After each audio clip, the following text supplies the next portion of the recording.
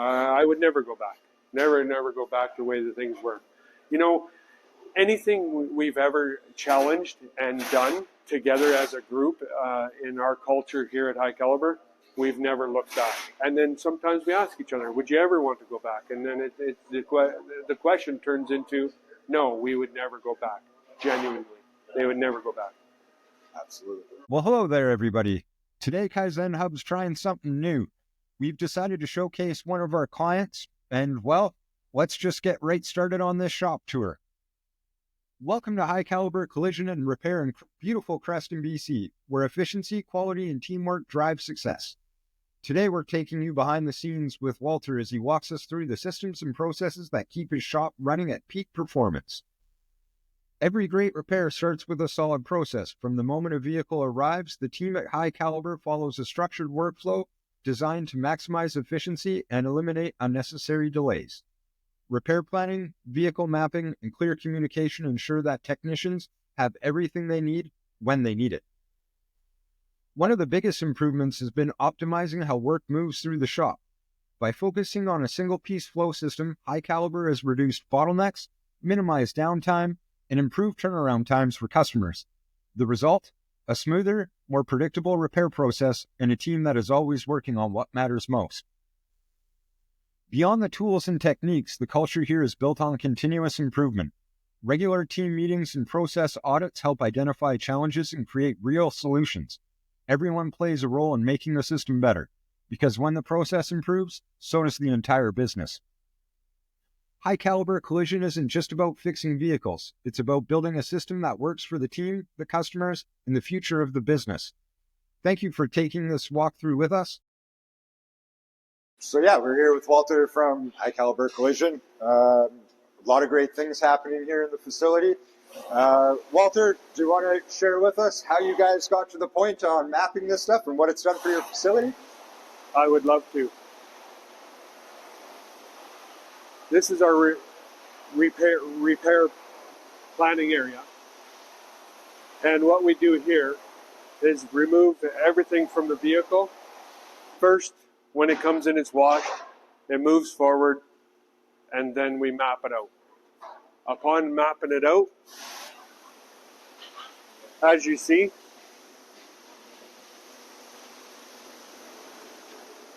we then have everything ready to go in this area for bag, tag, and label. Being that it's all organized on the carts, it's all micro bagged. We have micro bagging here going on. The people that remove the parts here are not the people that put it back together, or the people putting it back together are not the people that took it apart. So our organization and structure needs to be that much more dialed in and defined that we can get there. At High Caliber, yes, that's what we do. Yeah, we have a lot of structure and discipline that is able to make that happen. And we're spending a little bit of extra time here to be able to do that in order to help facilitate getting this through as quickly as possible. So this is one of our bigger jobs. Some people call them insane jobs because it's removing interior pieces and everything like that. But as you see, we even have 2 carts, maybe even 3, that follows this vehicle. Awesome.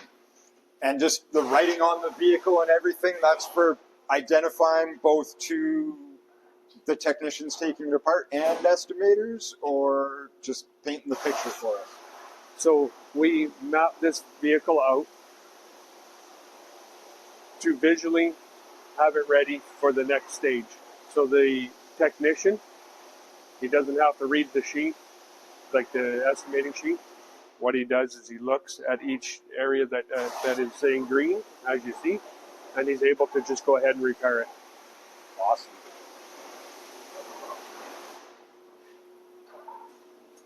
Freaking let him rip. How long is it going to take to fix this 100 and something hour job? Not long at all. The fact that it's done in stages. I just want to back this up a little bit. When we started down this pathway, it changed our life. What did it do for us? first thing was our buy-in was less chaos, more organization, the cleanliness, the vehicle for the customer, for the customer at the end, it was on time.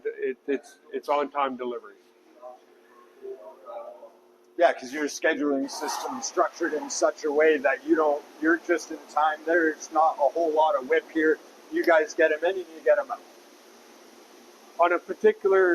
On our average RO here, on big, small, medium, and express, on average in our shop, it's 6 days cycle time on any RO. So a vehicle like this is only here for 6 days. Yeah, and this has 100 hours and 100 plus hours. An actual 36-hour job that's going to be in that. That's also 6 days. We go less than that, it's 6 days. But your small jobs, your light jobs or express jobs, they cook through even faster than of course, yeah. Like, but that we're just talking averages, right? Yeah. When it comes to touch time, this shop is running at a 4+, a day out per hour touch time. And we're quite proud of that. And it's all because we have the repair planning. Some vehicles, over in the next bay here, what we do there is we do repair planning there as well. Those vehicles come in, they get estimated, they get mapped out, removed parts for hidden damage. We put it back together, we put it back on the road, we reassure the customer that we're going to be bringing back in the vehicle at a later time. We're going to get parts ordered. We're going to get them mirror matched by photos. And then at that area as well, we also have the discovery meeting. We bring the techs in, the refinishers, and they have their say in how we're going to plan that vehicle as well. So this area here sometimes becomes the repair plan area. Mirror match parts again. Just double checking, making and then sure this is where we go from there. But that vehicle that goes back on that road, yes, we reassure them on that date. We give them we know the hours now on that work order, and we're able to put it in our schedule and let that customer know if you come on this date and we have 100% parts, mirror match to that vehicle. When it comes in, it's on time delivery. Fantastic.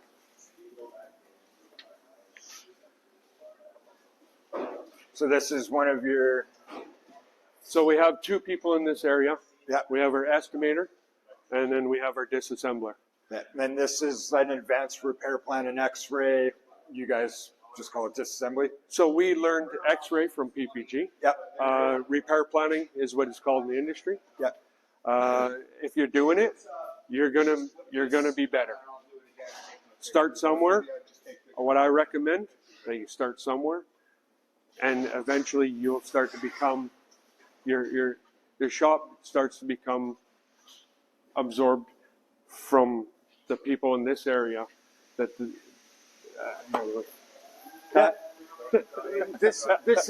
is setting the pace, right? This is setting us up. There's the saying we always use. There's always time to do it right the second time. You guys are investing the time that's required to get it done right the first go. When you start down this pathway, it has its moments. You have to work through it, work with your estimators, work with the people such as what it does is, what really happened here when we started down this pathway is it give opportunity for everybody to have the say in the repair planning. When I say, X-ray repair plan, well, we got it up on the wall. First, we start with visual mapping, meticulous disassembly. Some of the pre-production repair will happen here, such as maybe a frame pull, wheel alignment. We get into the discovery meeting, that's where I say that everybody has a say in it. So we'll bring the refinisher, blends, stuff like that on hard colors. They'll be able to decide whether they need a blend, how far the blend would be with the blend ruler, of course, to follow policy. Then you'll have the technician, the repair technician come over, repair, replace, make those decisions. Those decisions are made here, not in production. And they're not getting changed at that point. We know that we've involved everybody that needs to be. We're not getting that discussion of, oh, we need to replace this, or, hey, we're going to fix it instead, right? Right, yeah. One of the biggest opportunities is, we call it down to the clip. How far and how deep are we going to go? Sometimes, yeah. I was in this repair planning area last week, and, my estimator said, we got to go deeper. And I said, why? And he says, there's more damage. And I didn't believe him. And he says, see, look at this. Have a look at that. And yep. I was taken to school, even as being the owner of High Caliber. And that's the reason why we're going to do a dismantle. How far do we dismantle it? There's no exceptions. Dismantle it all the way. You start running those exceptions in there and making different rules to play on. How do you set that pace, right? Sometimes you have to make that hard decision. Are we keeping the vehicle? Are we calling it a non-drive? And for safety and everything for the customer. The customer, you have that conversation, and sometimes the result is we're keeping it. We're putting in the lineup, and we're getting the parts ordered right away. And sometimes, our production manager will say, I need a big job. And we got one for you because we've already ordered the parts. We already have 100% parts. So if you have a system that is well structured, you can now bring in that vehicle, put it in the repair planning area, run it through, and be in your production and run 60 more hours, maybe possibly even that week. Yeah, and this stuff does take time, but it's just removing those variables so that we can get it down and just get to work and go, right? It's just verification. We're human beings, right? Sometimes we make mistakes. That's our verification point to make sure we've done everything correctly here. Now it enters production and away it goes, right? I definitely could contest to that. So, as we learned about these two areas, being that we have basically two repair planning areas, but this is where it goes through. Once we have it bag tagged and labeled, all decisions made. The production manager says it's good, decides. Sometimes we split the job. Sometimes, like if it's a bed, like a bedside that we got to put on and do a cab corner gets repaired over here, and the bedside gets put on by another technician. So you can split the jobs to load level your shop. Another opportunity when it's moved forward. Yes, we choose the right person for the right job. So if we know that more specialized, if somebody's more specialized in the repair, then we choose that person. They're able to move it to their station, and through the production line it goes. So production line. And you're also very good at being able to move those resources before you go into the production line here. Even an example there, we have two people working on something together in reassembly. Yeah, help get it done a little bit quicker. So as we enter our production area, you define who's going to be working on it and which area. It gets moved forward. They know what they're working on next. The repairs get completed. Everything's at a point of use, so they're able to be very efficient, if you will. Everything's close by. Had some conversations about setting up. We don't quite have the lines on the floor yet, but we realize there's some. You guys realize that there's some organization that could be had, and that part of that reason is we don't have a defined area for those carts, right? Yeah. So in this case, this area was somewhat disorganized. We all agreed, and so by defining where the lines go in the future, being the future that we start using it and understanding the agreement was is that 4 vehicles in this area. We're going to define the lines, where our carts, where our tables, and where our toolboxes will go, and of course where the vehicle is situated in its stall, and then from there it will also define which stall is going to do what in that particular area. And touch on that a little bit.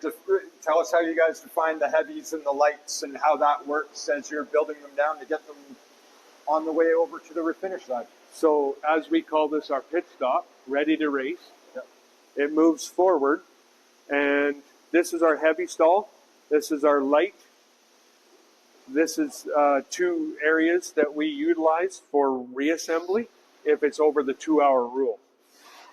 So in the back end, when it comes out of the booth, we have a 2-hour rule. So if it's not in that 2-hour rule, we move it up front, and then we install the parts here, and then it gets removed, put into detail, and then out. And that 2-hour rule is based on kind of a boost cycle, how we want to see cars moving consistently through the facility like clockwork, right? So like we all would like to see is 4 cycles per day, and yes, 2 hours, 2 times 4 is 8 hours a day. Load cycles. Ultimate goal: 4 in, 4 out, clock, clock, clock, clock. Right? That's the perfect story. Perfect world. Yeah. Perfect world. Yeah. So here, heavy, light. When the repair job is done, we take a final photo of whether it be welds, whether it be. So we call them in progress photos.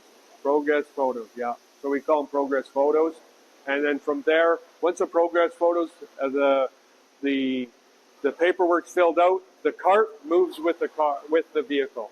So we take the vehicle goes out of these doors and into paint. The cart will then go opposite, but it will join up with the vehicle. But it's just the way our shop is designed. Yep. So it does go out of these doors into paint. So let's go over to the paint side.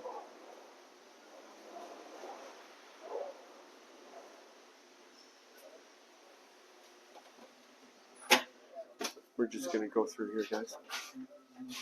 Thanks.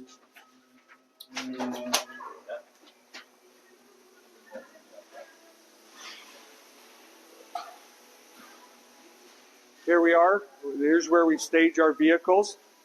Once they come out of queue, and the painters, the prepper knows that it's ready to go. It does come into here. Sometimes right into the prep area, depending if they're cutting in some parts and stuff like that. But in queue, it comes into here and then is able to be processed, moved into this area, primed, mass primed, following all the paperwork, the process of it all. Cleanliness is obviously key. So here we have a well-organized area. We have everything tagged and labeled here in the way of materials. And, as we call it, 5S'ing. Everything has its place, everything in its place at the point of use. Most of it's on wheels, as you see. Move it to where we need to, what makes sense. So once we have it, like we do have some heat in this prep area, nothing gets sprayed on the floor. That's one of our rules, that we have everything in the booth to be safe and health and safety. Everybody wears fresh air masks when we are doing any kind of priming, painting, and that kind of thing. Yeah, so once it's removed from here, we've staged the vehicle here. As you see, it's empty right now. We do have something going into the booth, which is pre-painted bumper. So out of light repairs, it's in queue. The prepper knows to come get the vehicle. He's already gotten a cue that it's ready to go. It comes over into our prep area, into our booth prep area. And from there, they have the opportunity to look at the repairs, inspect, and make sure that we're going to have a successful plan from that point to get it into paint. They'll know time, what kind of dry times they're going to need for prime, mask, get it in front of the booth for the painter to put in the next load. We here at High Caliber are looking towards getting to the fourth. We can do 3 a day, but we're looking to get to the fourth load. That's the opportunity. And we feel that it's dialed in now, but there's more work to be done. When you come out, when it's unloaded from here, futuristically, I want to get the deadly sins list up on the wall. And from there, we come into polishing area. So right here is the designated area that this is where it gets polished. Then it can move forward. It's pulling the line, not pushing the line. So when it's here, we'll have one of the usually it's the prepper that comes over. We have 2. So one will come over here and start polishing that vehicle. So when it does come out of here, it's already a visual, mark it out where all the imperfections are. And we have pretty good standards of runs. And what do we accept, right? Very high level standards. That's why we're not necessarily polishing everyone, but if there is something to come out of it, we're hitting it, right? Yeah. The acceptancy of how many per panel, well, you guys can be the decisions on that. Here at High Caliber, I like to see 6 or less in each panel. 4 would be, lately, we've been having 1 or 2. 1 or 2 nibs per. Fantastic. Cars are going in nice and clean, right? It's awesome. Yeah, so we vacuum out each load. Yep. That's been a blessing. When we vacuum each load, it seems to help keep the imperfections down. Absolutely. Once it's moved out of polish, we now move into 2-hour rule to reassembly. If it falls in that bracket, sometimes it can. Everything's possible. Sometimes you could get 2 techs of reassembling that vehicle, which might equal that 4 hours that you can get done, maybe in 6 hours that you can get done in that 2 hours.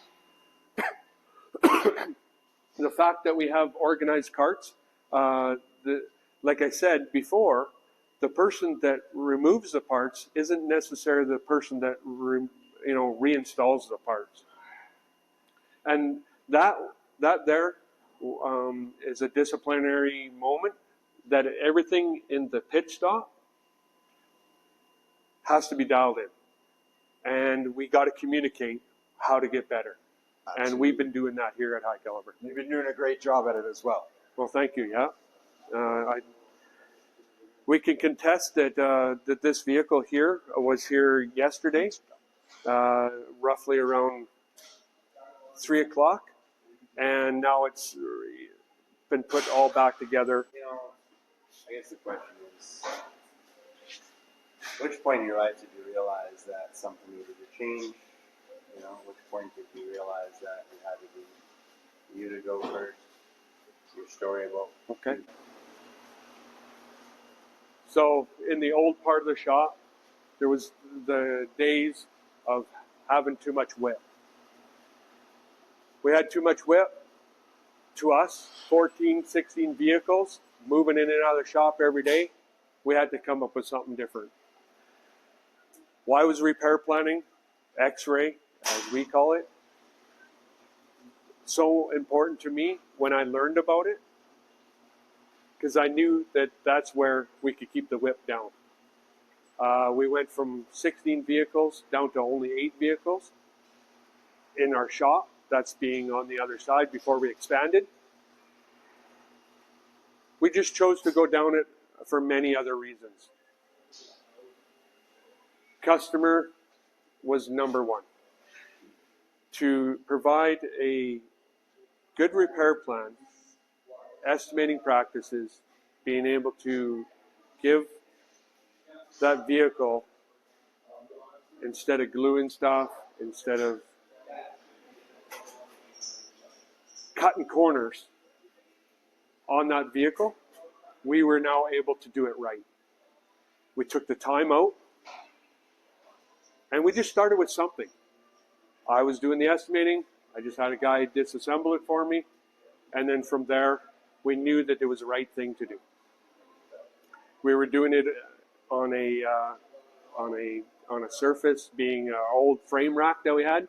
That obviously we know that they never get used, so we use them now for our disassembly. Not necessarily never get used, but it's very rare these days that we're even allowed to repair a frame rail, right? And maybe a quick pre-pull if we do have to replace a section, but they're a good repair planning tool. Yeah, for sure. It's a platform for sure. What we truly and started to understand that cycle time, touch time was very important to us at that point in time. We've seen the shop speed up because of it. The customers were more happier getting on-time deliveries because we weren't telling them, oh, we need another part. And again, we need another part. And it happens in shops. It does. But to get serious with it, we don't say that anymore in here. There's the odd, hey, we're not perfect. Yeah, it's human. There's the odd time when we do have a miss. But how do you get better? You start somewhere, you work on it, and you will get better. It's something that will come honestly. And you guys do a really good job of capturing those moments where an issue does occur, maybe, and we don't usually say issues anymore. We're calling them opportunities, right? That gives us something to go, hey, how did we miss this clip? This is the second time in a row on this vehicle. Let's put something into place. And you guys document that well and continue to make it better. I like the words that you said. Opportunity, and exactly, you take the opportunity down to the clip. You're not, just saying, we're charging for clips to the insurance company. We have no problem with that. Others say they have problems, and why? Well, you're able to do it here and capture it instead of having the reassembly and the technicians walking to and from the clip bin 5 times, and nobody even knows those clips are getting taken out of there, right? Right, out of inventory, right? Yeah, fair enough. So when we had expanded, we got really serious with it. What we'd done is we brought the parts department, the estimator, the technicians to the area. And the fact that what did it do for us? I told you a story about how it helps customers. I give you the example of measurement, how it helps within the operations of things. But truthfully, where did I learn it from? The word Kaizen. We did the 5S. We had continuously improved, and we got better. And Kaizen coming from Japan, where lean is huge, Toyota production system. Kaizen literally means change and good. I like to say break, make better. Right? We have this stuff. Let's keep going. Break it, make it better. Break it, make it better. The opportunities are endless. I'm smiling right now with a true smile. Like, seriously, it might look fake, but it is not. Because I can now breathe every day and know and trust in my people that they're well trained. They know what they're doing. They're very professional. They can build a repair plan 100% without having to worry about the next customer, internal customer, and as it moves forward. This is where we spend the time. There's not pressure. We got to get stuff done in a timely fashion, but if we're going to spend time anywhere, it's here and over there before it enters the system, right? If I could say anything, what in your shop? Repair planning will truly change your lives. It's not saying that it's something easy to hop into. There's a lot of stuff to figure out along the way, lots of concerns all the time here. A lot of the time we're unable to pull ourselves up to that 40,000 foot view and say, hey, we are spending all of this time figuring out the parts. We're just doing it later on down the process and in little segments versus doing that time here. Correct? Yeah. So it's an opportunity as a shop owner to change your life. You get more professional. Your customer's more satisfied. When you go down this pathway, you work on opportunities. We all get better. In industry, this is very important. Why is it important? I know that others that are doing this, more profit, more reliable people, honest, transparent, translucent, if you will. Happy, quality of life. Less chaos in fitting not only production but administration as well. We have tighter hours to be able to schedule. We know our estimates are good, and even the delivery dates a lot less back and forth with customers. We don't need to call them 3 times. Yeah. Right. It's nothing worse than being up front having to make that phone call to the customer for the second time after you told them it would be done today, and we've just found something else or scratched something, and hey, one more delay. That's not a good feeling. And right? reality is, we were those people. Yeah. We were those people, and it didn't feel good. And so we said, how can we figure this out? And we reached out in industry, and industry was able to offer that others have been doing this for over 20 plus years, and the shops that were doing it then, they were very profitable, and they were able to be multi-store owners and do it with ease. And by going down this path, you'll find that your life it's a lot better life. Yeah. Quality of life creates culture.